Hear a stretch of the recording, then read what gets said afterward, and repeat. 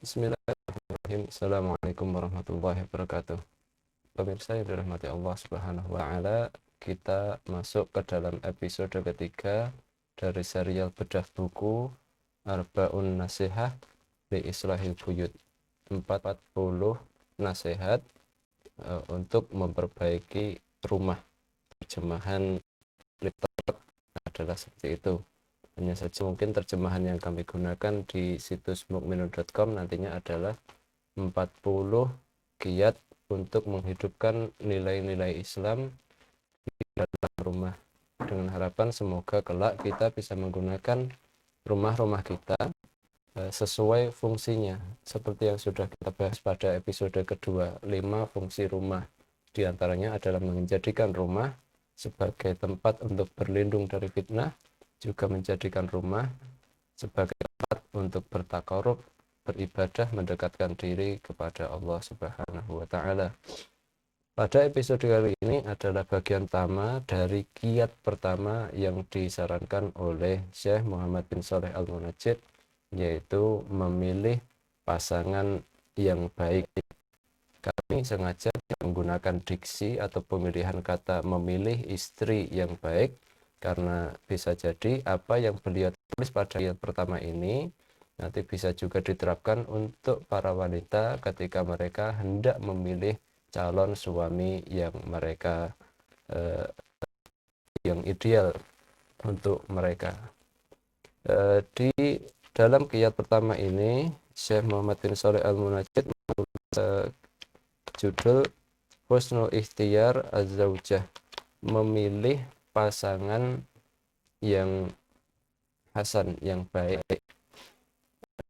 Kemudian beliau mendalilkan kiat tersebut pada firman Allah Subhanahu wa Ta'ala yang terdapat di dalam Quran surat An-Nur ayat ke-32, di mana Allah Subhanahu wa Ta'ala berfirman, A'udzubillahi minasyaitonirrajim, wa ankihul ayyama minkum, dan nikahkanlah ayyama minkum, orang-orang yang sendirian di antara kalian, wassolihina min ibadikum, juga orang-orang soleh dari hamba sahaya yang kalian miliki, wa imaikum,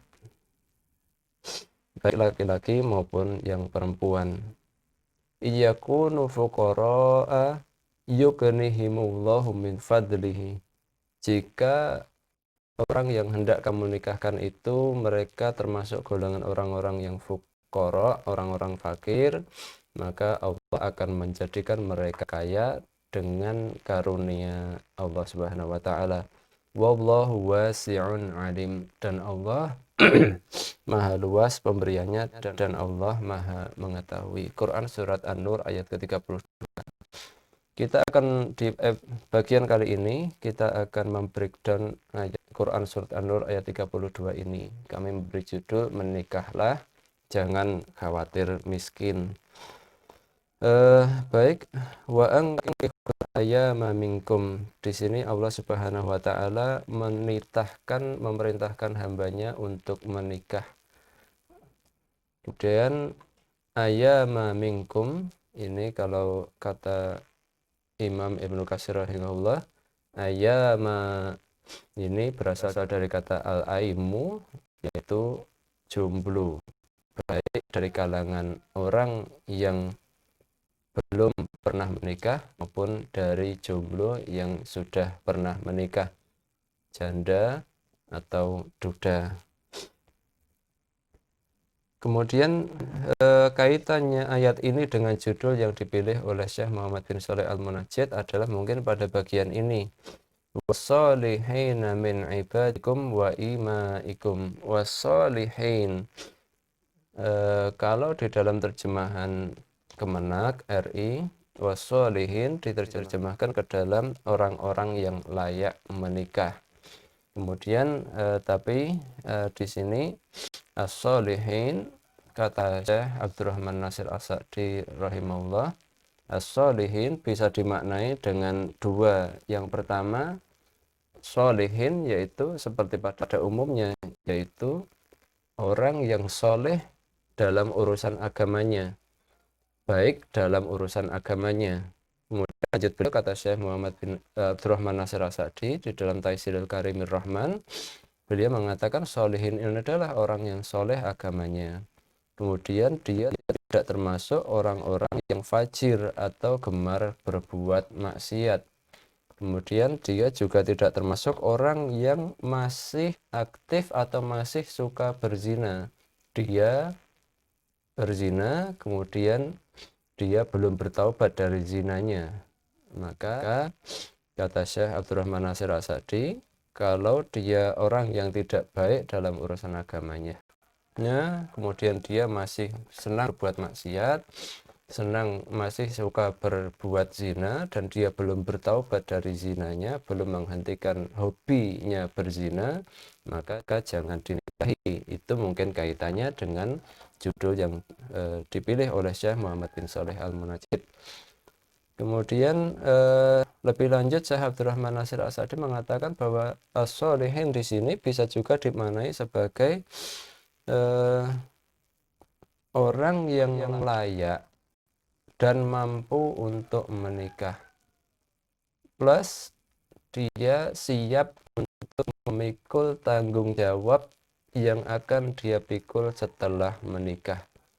Jadi apa yang ditulis di dalam terjemahan Kemenak RI juga tidak ada salahnya, karena sesuai dengan apa yang terdapat di dalam kitab-kitab tafsir, di antaranya tafsir Taisirul Karimir Rahman karya Syekh Abdurrahman Nasir As-Sa'di.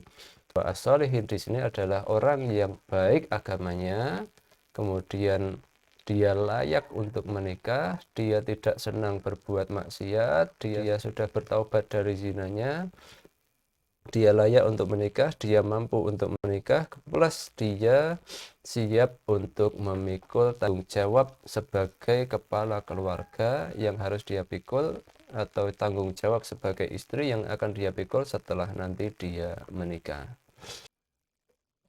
Kemudian Allah Subhanahu wa taala berfirman, "Iyyakunu fuqara'a yughnihimullahu min fadlih." Jika orang-orang yang hendak menikah itu memiliki kemauan untuk menikah itu, dia termasuk orang-orang yang fakir, maka Allah akan menjadikan mereka kaya berdasarkan karunia Allah Subhanahu wa taala. Tentang ayat ini, Imam Al-Ghazali rahimahullah di dalam kitab tafsirnya beliau mengatakan Allah akan memuliakan orang yang menikah sedang dia ketika menikah dalam keadaan miskin dengan karunia-Nya. Kemudian beliau berpesan, maka hendaknya kemiskinan jangan menjadi penghalang bagi mereka untuk menikah. Rasa khawatir tak akan miskin jangan menjadi penghalang untuk menikah. Karena di sini Allah menjadikan yughnihimullah min fadlih, Allah akan menjadikan mereka kaya dengan karunia-Nya. Kemudian bahkan Ibnu Mas'ud radhiyallahu anhu, salah seorang sahabat, beliau mengatakan bahwa carilah kekayaan dengan menikah. Ini menurut saya kok lebih tepat sebagai motivasi untuk jangan takut menikah, karena nanti kalau kamu menikah akan menjadi orang yang kaya sebagaimana yang dijanjikan oleh Allah. Jadi jangan menggunakan perkataan ini sebagai motivasi untuk menikah, bahwa orang carilah kekayaan dengan menikah. Menikah tujuannya untuk mencari kekayaan, bukan, tapi lebih kepada motivasi sebagaimana yang dijelaskan Allah Subhanahu wa taala, yughnihimullah min fadli. Kemudian Dr. Wahbah Zuhaili ketika menafsirkan ayat ini beliau mengatakan barang siapa menikah Allah akan membuatnya kaya, baik dengan kaya jiwa maupun kaya harta. Masya Allah, penjelasan beliau lebih mengena lagi bahwa orang yang menikah Allah akan menjanjikannya dengan kaya jiwa dan kaya harta. Dan inilah di dalam suatu hadis disebutkan bahwa laisal ghina, tidak termasuk kaya. Yang dimaksud kaya itu bukanlah kaya dengan banyaknya harta, tapi kaya dengan kaya jiwa. Nah, lalu kemudian Dr. Wahbah Zuhaili beliau mengatakan menjelaskan firman Allah, jika mereka termasuk orang-orang yang fakir, maka Allah akan menjadikan mereka kaya. Dr. Wahbah Zuhaili mengatakan barang siapa menikah, Allah akan menjadikannya, membuatnya kaya harta dan kaya jiwa. Masya Allah, sudah kaya harta, juga kaya jiwanya.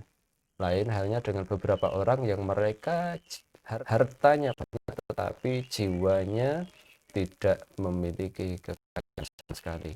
Inilah bagian pertama dari tips atau kiat pertama untuk menghidupkan nilai-nilai Islam sebagaimana yang ditulis oleh Syekh Muhammad bin Shalih Al-Munajjid, Arbaun Nasihat dari Sahih.